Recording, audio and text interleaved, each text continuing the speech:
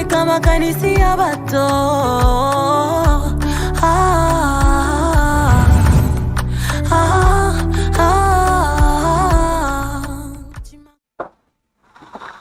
Shalom, que Dieu vous bénisse très abondamment. C'est toujours pour nous un honneur et un plaisir que de nous tenir devant vous et de partager la parole de Jésus-Christ. Je suis l'évangéliste Stani Ndong Bongolo. Avant d'entrer dans le partage de ce jour, j'aimerais remercier tous nos partenaires et toutes les personnes qui se donnent pour l'avancement de cette œuvre. Alors, j'aimerais remercier Entic Gabon qui est à l'origine de la production vidéo et audio de tout ce que nous pouvons avoir comme contenu sur nos différentes plateformes.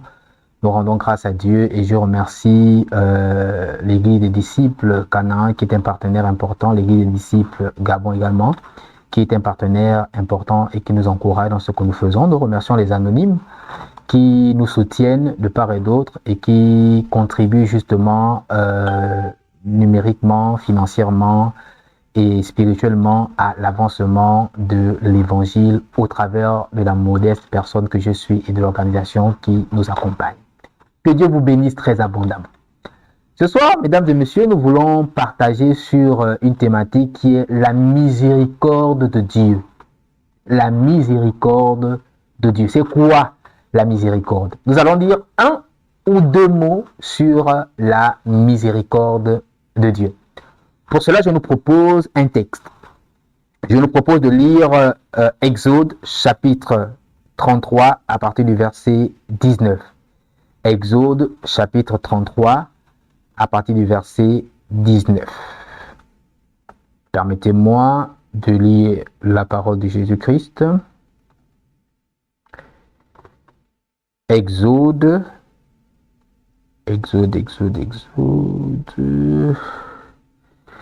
Oh là là, je vais citer. Exode.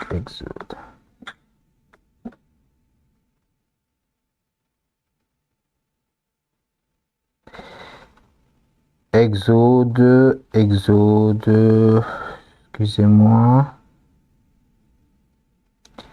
Exode 33, à partir de son verset 19. Il est écrit ce qui suit. La Bible dit ceci.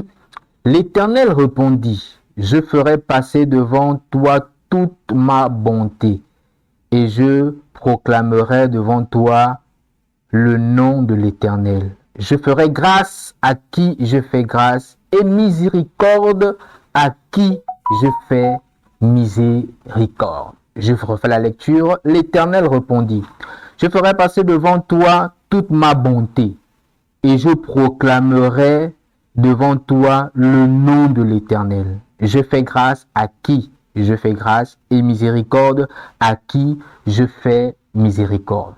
Permettez-moi quelques définitions. La miséricorde de Dieu. En hébreu, c'est racham, amour, aimer profondément, avoir compassion, avoir une tendre affection, avoir pitié, J'aimerais avec vous que nous puissions nous attarder sur trois éléments, sinon trois points fondamentaux par rapport à ce que nous voulons développer sur la miséricorde. Lorsque nous parlons de la miséricorde de Dieu, il est important d'avoir à l'esprit la justice. Il est important d'avoir à l'esprit la justice. Il est important d'avoir à l'esprit la loi.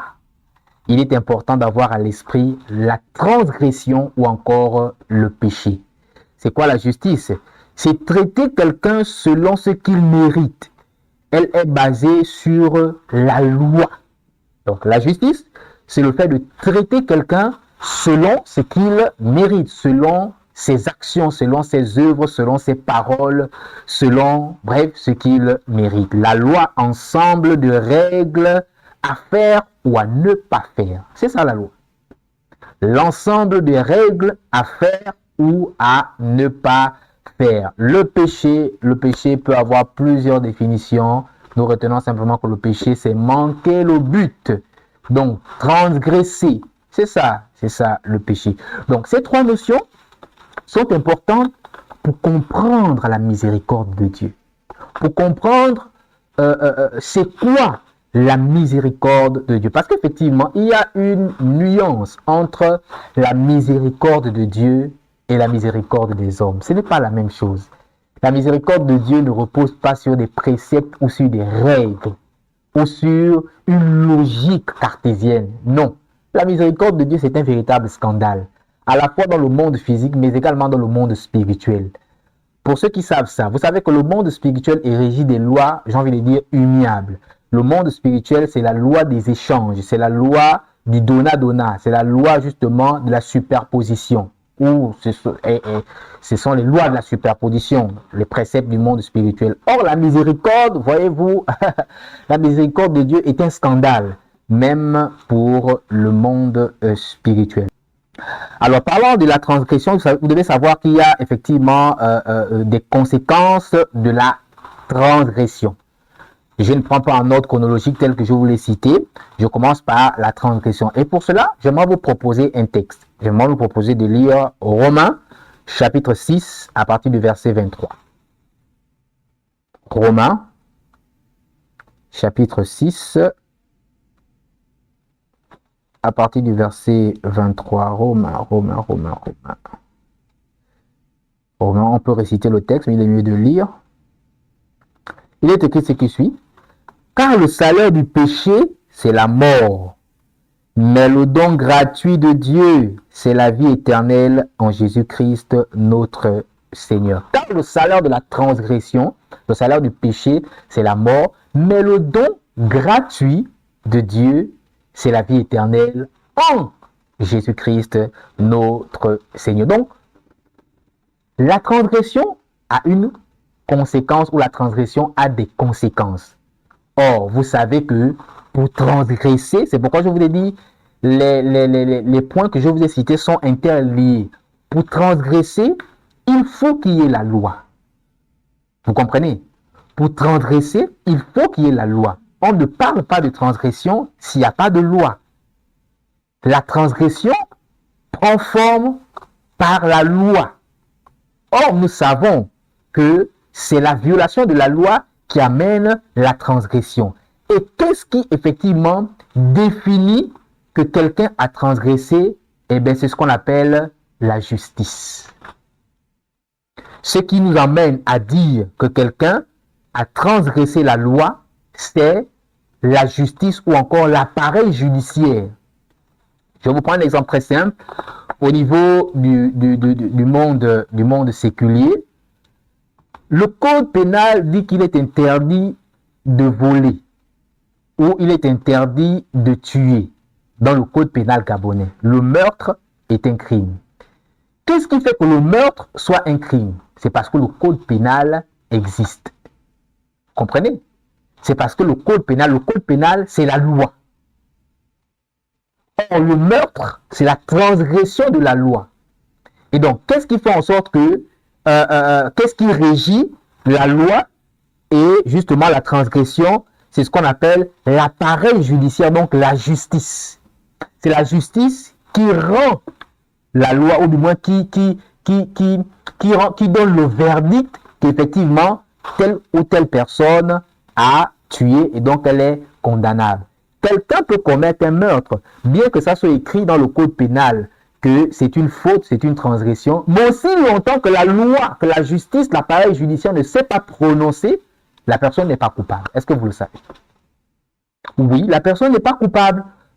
Aussi longtemps que la justice ne s'est pas prononcée, que l'appareil judiciaire ne s'est pas prononcé, même si la personne a commis le meurtre, la personne n'est pas coupable. C'est la raison pour laquelle en Israël, par exemple, à quel moment quelqu'un était rendu coupable d'une transgression de la loi? Ce n'est pas au moment où il transgressait la loi. Non, c'est au moment où sa transgression a été connue. Et là, le Sanhédrin s'est réuni pour pouvoir dire la loi ou dire le droit. Et c'est à ce moment que cette personne est retenue comme coupable. C'est très important que vous puissiez comprendre ces notions parce que je vous emmène quelque part pour comprendre effectivement la puissance de la miséricorde de Dieu. La miséricorde s'active par la transgression de la loi. La miséricorde s'active par la transgression de la loi. Permettez-moi de lire encore un texte avec vous. Lisons Genèse chapitre 2 à partir du verset 17. Genèse chapitre 2. Oh là là. Genèse 2 à partir de son verset 17. Il est écrit ce qui suit. Mais tu ne mangeras pas de l'arbre de la connaissance du bien et du mal, car le jour où tu en mangeras, tu mourras. Je vous lis en version Louis II. Mais tu ne mangeras pas de l'arbre de la connaissance du bien et du mal, car le jour où tu en mangeras, tu mourras. En version Darby, en version Martin, pardon. Mais quand l'arbre de la science du bien et du mal, mais quant à l'arbre de la science du bien et du mal, tu n'en mangeras point, car dès le jour que tu en mangeras, tu mourras. Tu mourras de mort. Ça, c'est une version assez intéressante. Je relis ça. Mais quant à l'arbre de la science du bien et du mal, tu n'en mangeras point, car dès le jour que tu mangeras, tu mourras de mort. La version d'Arabie dit ceci. Mais de l'arbre de la connaissance du bien et du mal, tu n'en mangeras pas, car au jour que tu en mangeras, tu mourras certainement. Tu mourras certainement. On y reviendra un jour entre la différence, nous allons établir la différence entre la mort et la mort. Ou du moins, la mort et l'esprit de mort. C'est différent. Nous en parlerons dans une prochaine vidéo. Donc ici, Dieu va placer, pour contextualiser le texte, Adam dans le jardin d'Éden, qui est le premier homme. Et là, Dieu va donner des prescriptions à Adam. Dieu va dire, je te permets, tu peux manger de tous les arbres du jardin, mais tu ne dois pas manger l'arbre de la connaissance du bien et du mal, car le jour où tu en mangeras, tu mourras. La version Martin nous dit, l'arbre de la science. Tu ne mangeras pas l'arbre de la science, car le jour où tu en mangeras, tu mourras certainement. La vérité, c'est que plusieurs exégètes, s'accordent à dire que ce texte, le texte de la Genèse, il n'est pas question d'un arbre en tant que tel. Il n'est pas question d'un arbre en tant que tel. Parce que la vérité, c'est que ce n'est pas ce qui entre en l'homme qui souille l'homme, mais c'est ce qui sort de l'homme qui le souille. Donc ici, c'est une façon de présenter l'histoire pour permettre à l'homme de comprendre en fait que l'homme originel a désobéi à Dieu en accédant à quelque chose dont dont il n'était pas prêt à accéder. Et là, ça suscite une autre question, une autre problématique vient à l'évidence, c'est d'essayer de savoir est-ce que, et je suis sûr que tu t'es déjà posé certainement cette question un jour, mais pourquoi Dieu a mis l'arbre de la connaissance du bien et du mal dans le jardin? Dieu pouvait ne pas mettre cet arbre-là. Est-ce qu'on a l'impression que Dieu a piégé l'homme parce que Dieu, omniscient, Dieu sait tout.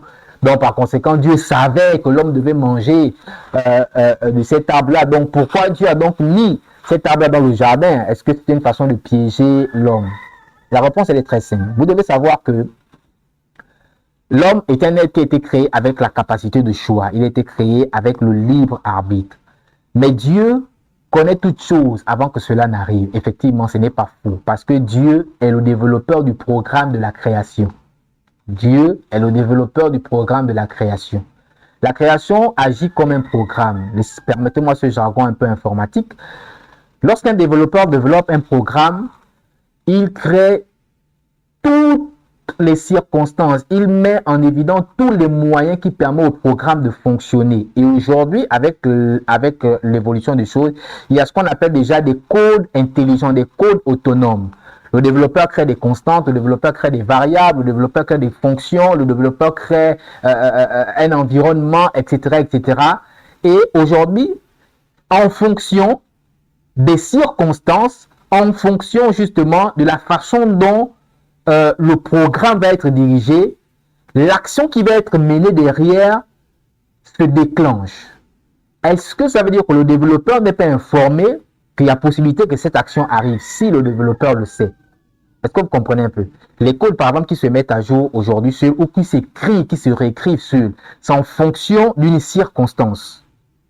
Donc, en fonction d'une condition, si la condition-là a été remplie, si la condition-là a été mise en marche, le code va s'écrire d'une certaine manière. C'est comme ça que la création fonctionne. Bref, c'est un peu compliqué à comprendre, mais pour ceux qui sont dans le domaine, vous savez de quoi je parle.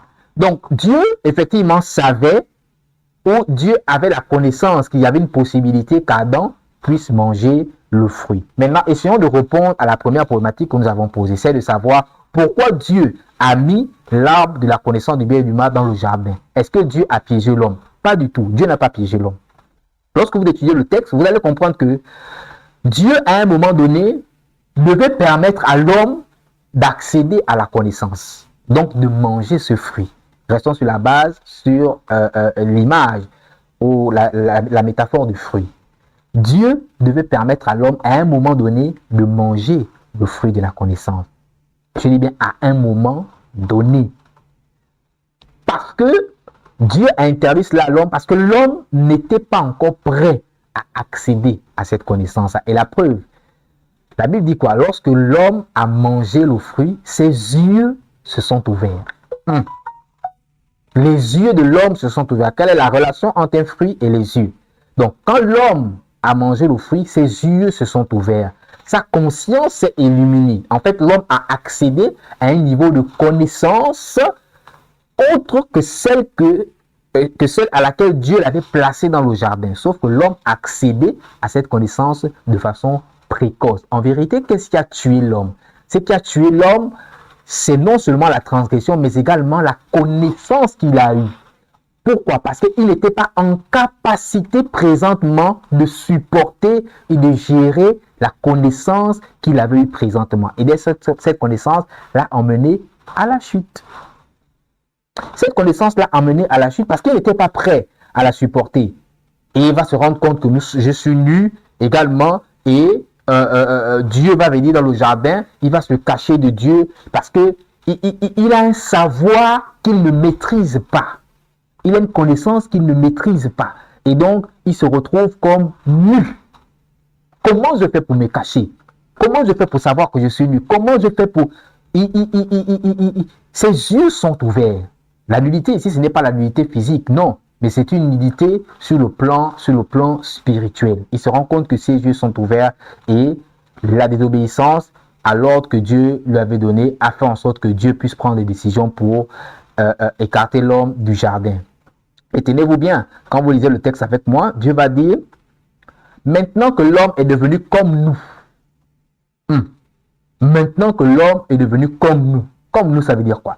Ça veut dire qu'en fait, Dieu, lui, il est déjà dans cette connaissance-là. Ça, c'est indiscutable parce qu'il est Dieu. On ne peut pas le sonder. Mais ce que je veux vous dire, c'est quoi? Ce que je veux vous dire, c'est que Dieu connaît le mal. Le mal ne surprend pas Dieu. Dieu connaît le mal. Dieu fait même le mal ou peut faire le mal. Ah oui. Dieu peut faire le mal. Parce que, encore que la notion de bien et de mal, c'est une notion qui est déterminée par le cerveau humain. Mais Dieu connaît le mal. Mais Dieu a la capacité de gérer le mal. C'est ça le truc en fait. Et c'est Dieu qui définit ce qui est mal ou ce qui est bien. Donc il contrôle cette connaissance-là, ce savoir-là. Est-ce que vous comprenez? Parce qu'il est en lui. Rien n'est à l'extérieur de Dieu. Sauf que l'homme n'a pas cette capacité-là. Et c'est pourquoi ça a tué l'homme. Et donc Dieu va dire à l'homme, à son conseil, maintenant que l'homme est devenu comme nous, connaissant le bien et le mal, donc l'homme a déjà le savoir que nous avons voulu lui donner à un moment T, il a eu ça précocement, chassons-le du jardin de telle sorte qu'il ne mange le fruit de l'arbre de vie afin qu'il ne vive éternellement. Or, là il y a encore un autre fruit ou un autre arbre dans le jardin, c'est l'arbre de la vie. On va chasser l'homme pour empêcher à l'homme d'accéder à cet arbre-là dans l'état auquel il est. Et c'est là d'où se met en marche le plan de la rédemption et de la miséricorde de Dieu. Mesdames et messieurs, que Dieu vous bénisse très abondamment. nous reviendrons prochainement sur le développement de ce thème. Sur l'heure, je suis l'évangéliste Annie Dombongolo et que la paix et la grâce de Jésus vous soient abondamment accordées. Nous allons maintenant, à la prochaine séance, revenir sur l'arcane ou les arcanes de la miséricorde de Dieu. Parce que c'est à cet instant-là que le plan de miséricorde s'est déclenché, que la facette miséricordieuse de Dieu s'est déclenchée concernant l'humanité humaine. Que Dieu vous bénisse très abondamment. Shalom.